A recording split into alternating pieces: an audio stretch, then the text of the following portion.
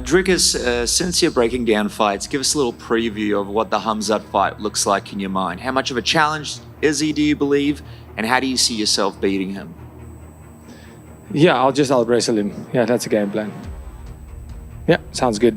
Wanted to get your thoughts on Dricus as a champion, his run so far, and what do you make of his grappling? What do you think, guys? How I done with this guy, Rob? How he done? Rob took him down. So if Rob took him down, so there is salam alaikum. Where does Khamzat Chimaev fit into the middleweight division? Do you think he'll get the winner of Strickland Du Plessis, or is he going to fight again before a title shot? Yeah, I think he probably gets the next shot. After another successful defense, DDP, like a real champion and gangster, challenged the one whom no one wants to fight, the real boogeyman of the middleweight division, Khamzat Chimaev. Dana was also in here and he said, you know, that possible fight against you and Khamzat would also be pretty massive at this point. So if it were up to you and he came to... No, Khamzat's first.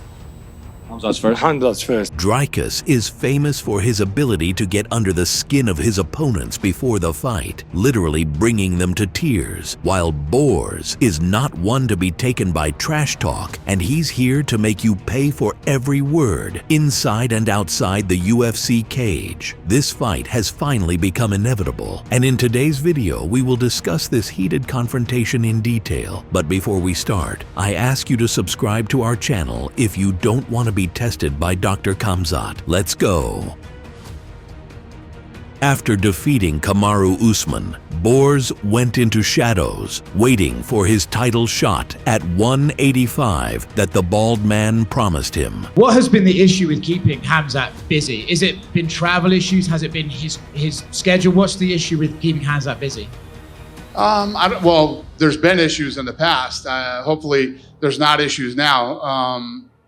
Hopefully his hand's not broken, and hopefully we can do this title fight. All Chimaev had to do was sit and wait for the winner of the DDP Strickland pair and not get sick for the next 6 to 8 months. But the former champion Israel Adesanya ruined all the boss's plans, announcing his comeback after a man dance with Strickland. The UFC wanted to rebook Adesanya DDP for Izzy's comeback, potentially freezing Khamzat for another 8 months, given the fact that Chimaev could not fight in the US. That's fucking illegal. The Chechen fighter chose not to test fate by sitting on a couch and typing some shit on Twitter, and instead stepped up to face the Reaper in June. But once again, things didn't go as planned for Chimaev and the UFC bosses. What's up, everybody? So, a little news here. Unfortunately, Khamzat Chimaev is out of the fight next weekend in Saudi Arabia, violently, and I mean violently ill. So, he's going back home, and hopefully he gets well soon. The Reaper decapitated Khamzat's former rival, and DDP made his first title defense, submitting the last stylebender, ending his era once and for all. And as soon as Khamzat recovered, the UFC bosses announced a contenders fight between Borz and the Reaper.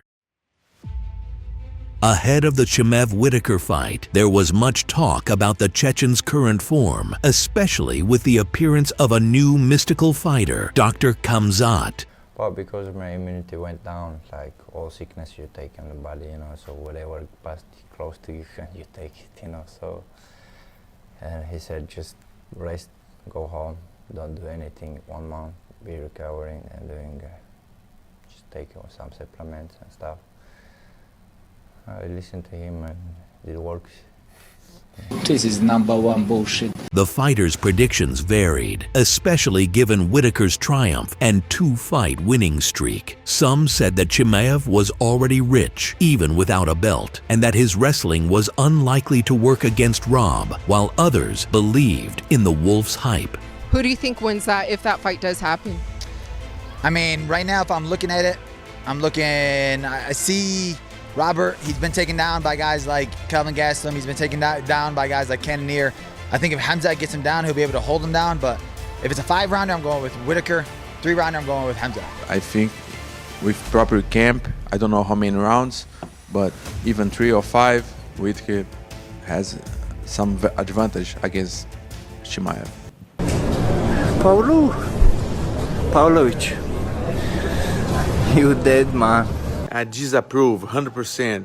Once the fighters entered the cage, it was all over very fast. As soon as the first round started, Khamzat faked an uppercut and jumped at 100 miles per hour at the feet of the former champion, who could do nothing about it. After a couple of minutes of intense scrambles, Chimaev took Rob's back, making him quit so quickly that no one had time to understand anything, while Khamzat was already screaming Allahu Akbar in front of the whole arena. This performance made Dana punching the air, saying Chimaev is next contender. Yeah. Du Plessis congratulated Khamzat after the fight, saying that Chimaev may be his biggest challenge, but Khamzat started his mind games against the champion. Wanted to get your thoughts on Dricus as a champion, his run so far, and what do you make of his grappling?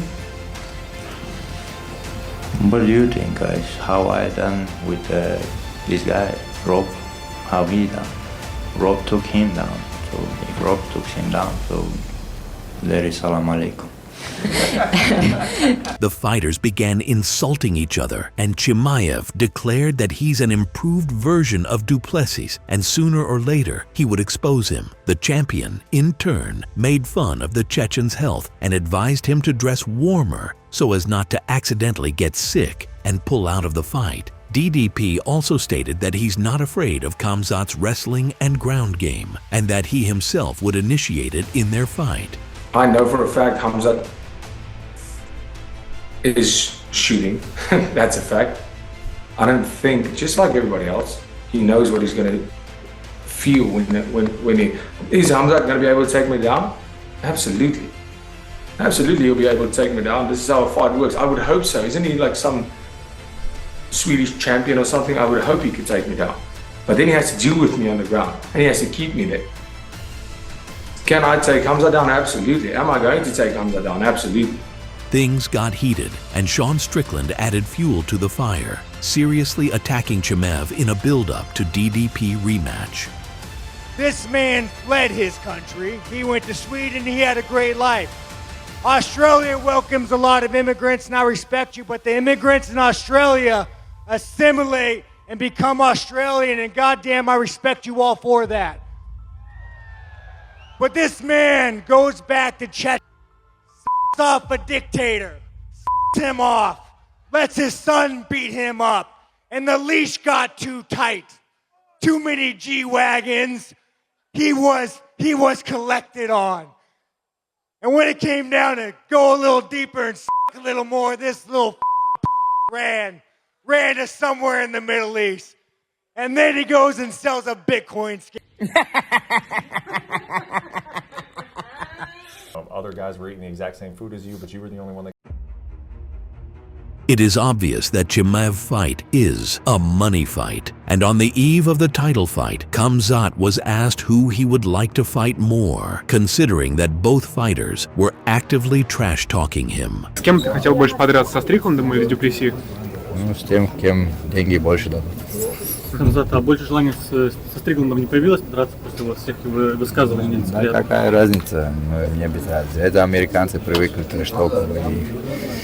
То есть ты легко воспринимаешь, какого-то спроса там с него не будет? Если человека менталитет нету нашего, что его спросить? Если дурак есть дурак, что ты будешь учить его быть умным?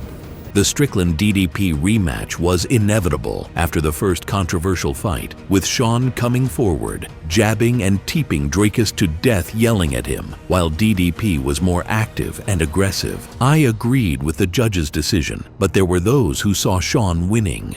We've got a new champion in Dricus Du Plessis. I'm curious, did you have him winning that fight? It was a very close fight, and did you have him on the scorecards winning? It's funny, we were just looking at how the media had scored it, and right down the middle.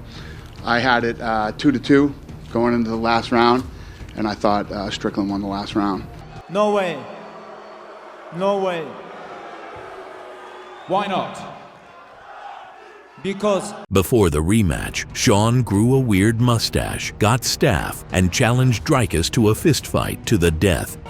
I can't wait to get out there and try to shorten this man's life for you f***ing guys. As of always, I appreciate you f***ing to the f***ing death, Dutch man. The American was dominated 5-0 in a fist fight, just as he wanted, and successfully went to get treatment for his broken nose, while DDP, like a true hitman, called out the boogeyman. Final question. Do we have a message for Khamzat Chimaev? I'll see you when I see you. I hope we can make it in International Fight Week. And he said, this fight, shit fight. Yeah, he called it a bullshit fight. Bullshit fight, yeah. Well, I mean, trying to get to a fight. Fair enough. That's it. Yeah, couldn't get the welterweight title. Definitely not getting the middleweight title. Like, talk about a waste of potential. That's about it. Khamzat said more than once that he's been promised a title shot many times, but this time all three sides are interested in this fight. Finally, we have a meeting of two fighters at the peak of their powers, on a crazy W streak, and let's discuss it. Starting from DDP, a 31-year-old white African who immediately took over MMA fans by surprise with his strange, awkward fighting style. Dricus breaks all the laws of physics and gravity. His striking technique is more like skiing, and sometimes it seems that he gets tired after only 1 minute of the fight. But even Artem Lobov himself would envy this guy's spirit. Everything is possible in your life when you believe. Du Plessis managed to finish two former champions, mentally break Strickland, and still no one has been able to solve his puzzle. There was one I remember when I sprawled on him and like head hit the mat. I tried to kick him on the ground and I was like, get up. And I advanced and straight away he just went. And I had to stop. So it stopped my momentum and I had to reset. So he's just weird, man. He's like the best shit fighter in the world. Dude. He's so good. Yeah. This is #1 bullshit. In the blue corner, a 30-year-old Chechen who has long been considered the people's champion, a man who lives by the principle of Bruce Lee. I will not know 1,000 different punches, but I will practice one technique 1,000 times. But in the case of Khamzat, it is not about punches. Is he fucking awesome? Chimaev's ultimate wrestling and grappling make him the favorite in any fight at 170 and 185. But what will happen when he meets an opponent equal to him in strength and anthropometry, who is also young, strong, and fast? Continue the topic with Khamzat. Recently, there were rumors that he has some issues with going to different countries, especially to the United States. That's why he's fighting in Saudi Arabia and Abu Dhabi, Emirates, I mean. So, usually pay-per-views in these countries are in autumn. So, in the case that if Khamzat really does have these issues, are you ready to wait for the first title defense till September, October? That will be my third title defense, but yes, I'm willing to wait, I guess, but I don't care about pay-per-views. I care about taking names. I don't think the fight will take place in the US, since Trump has more important things to do than make a visa for a Chechen. But summer in Australia or October in Abu Dhabi is a perfect time and place for this highly anticipated fight. Will Still Knox try to take the boogeyman of the division down? And can Dricus become the first fighter Khamzat won't shoot in the opening 15 seconds of the fight? On paper, Borz will be a serious favorite, but as I was told, DDP can't read and doesn't care about the odds. We will find out the answers to these and many other questions later this year, and as soon as the fight's announced, expect a detailed analysis on our channel. The wait is over.